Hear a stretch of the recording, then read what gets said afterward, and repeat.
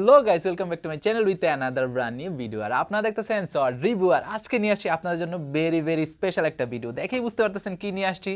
So চলুন তাহলে শুরু করা যাক। আর আমার হাতে যে ডিভাইসটা দেখতেছেন সেটা হচ্ছে আইফোন 12, আর এটার ভেরিয়েন্ট হচ্ছে 256। এটাই আজকে আমরা আনবক্সিং।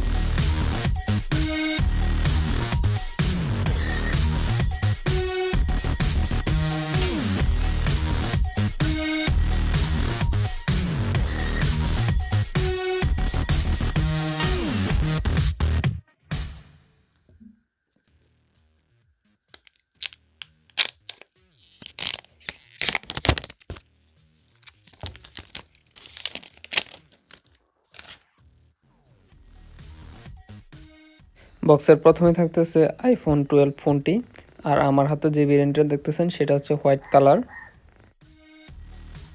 তারপরে থাকতেছে data cable, USB type C to lightning port,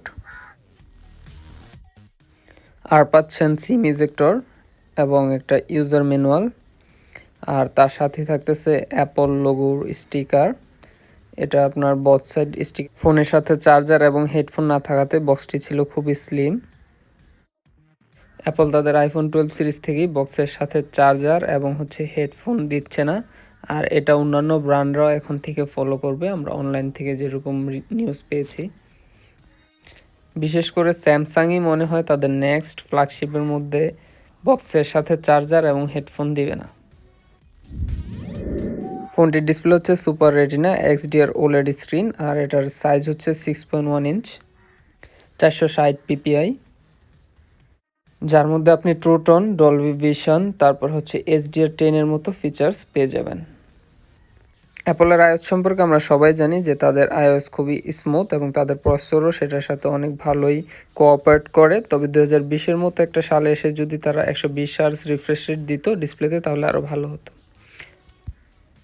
iPhone 12-এর পাওয়ার কিটা আইফোন 11-এর চেয়ে অনেকটাই চিকন স্লিম, আর এটাতে আমি যখন ক্লিক করছিলাম ঠিক তখন আমার তেমন কোনো নয়েজও পাচ্ছিলাম না, খুব ভালোই ফিল দিচ্ছিল, সলিড একটা ফিল আসছিল যখন আমি ক্লিক করছিলাম।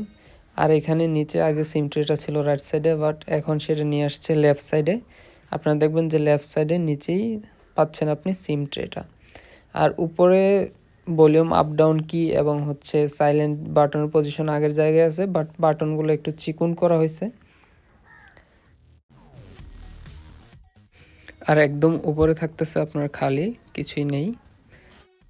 আর নিচের দিকে থাকতেছে আপনার লেফট সাইডে প্রথমে মাইক্রোফোনের পজিশন, তারপর আপনার লাইটনিং পোর্ট, আর তারপরে আপনার লাউড স্পিকার। আর যদি ব্যাক সাইডে আমরা দেখি, ব্যাক সাইডে মিডলেই থাকতেছে আপনার অ্যাপল লোগোর পজিশন, অনেকটা আইফোন 11-এর মতো, এবং ক্যামেরা সেটআপটাও দেখতে অনেকটা আইফোন 11-এর মতো, তবে সেন্সরগুলো কিছুটা লার্জার।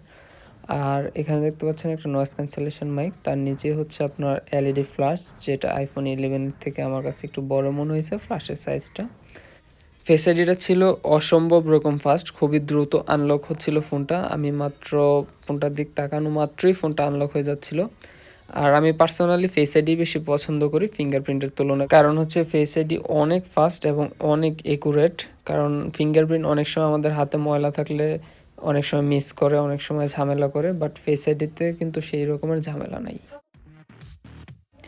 ডিসপ্লের টাচ রেসপন্স যথেষ্ট স্মুথ এবং যথেষ্ট ফাস্ট ছিল। আমি ইউজ করার সময় কোনো রকমের লেগ ফিল করিনি, আসলে লেগ হওয়ার তো প্রশ্ন আসে না। আইফোনের মধ্যে আমি খুব সহজে টাচে লেগ হতে দেখিনি।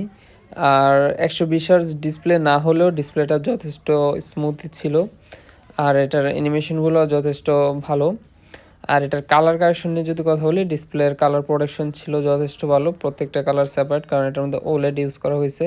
আর খুবই ভিব্রান্ট ছিল, অনেক বেশি ব্রাইট মনে হয়েছে আমার কাছে। অ্যাপস ওপেনিং স্পিড ছিল অনেক ফাস্ট, আর তার কারণ অ্যাপল তাদের এই ফোনটিতে তাদের latest processor A14 bionic chip use করেছে, আর এটা 6 কোরের একটা সিপিইউ।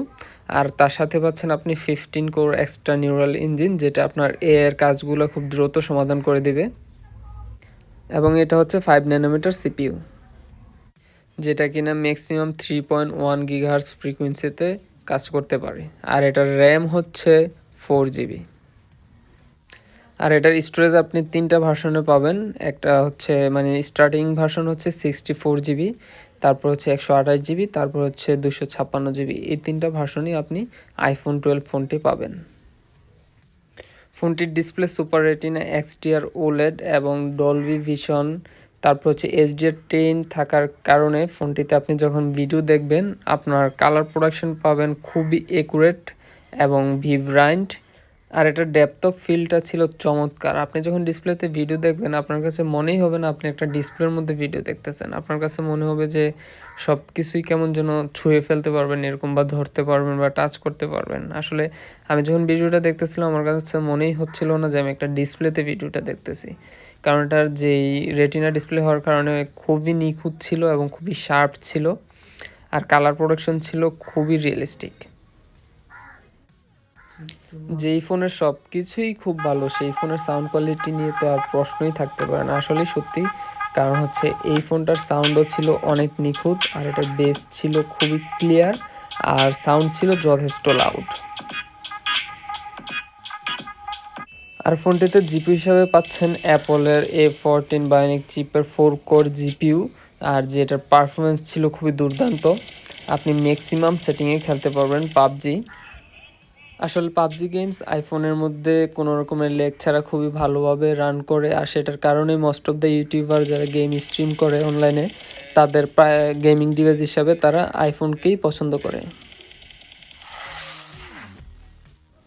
ফোনটিতে ক্যামেরা হিসেবে আপনি পাচ্ছেন ব্যাক সাইডে 2টা ক্যামেরা, একটা হচ্ছে ওয়াইড 12 মেগাপিক্সেল এবং আরেকটা হচ্ছে আলট্রা ওয়াইড 12 মেগাপিক্সেল, এবং ফ্রন্ট সাইডেও আপনি সেলফি ক্যামেরা হিসাবে 12 মেগাপিক্সেলের একটা ক্যামেরা পাচ্ছেন। এই ছিল আজকে আমাদের আইফোন 12 এর আনবক্স ভিডিও। এই স্মার্টফোনটি সম্পর্কে যত মতামত রয়েছে আমাদের জানাতে ভুলবেন না। আপনাদের যত কোশ্চেন থাকে, যত কিউরিসিটি আছে, সব কিছুই আপনাদেরকে আমরা অ্যান্সার দিব। আর হ্যাঁ, অবশ্যই আমাদের চ্যানেলটাকে সাবস্ক্রাইব করে যাবেন এরকম নতুন নতুন ভিডিও পাওয়ার জন্য।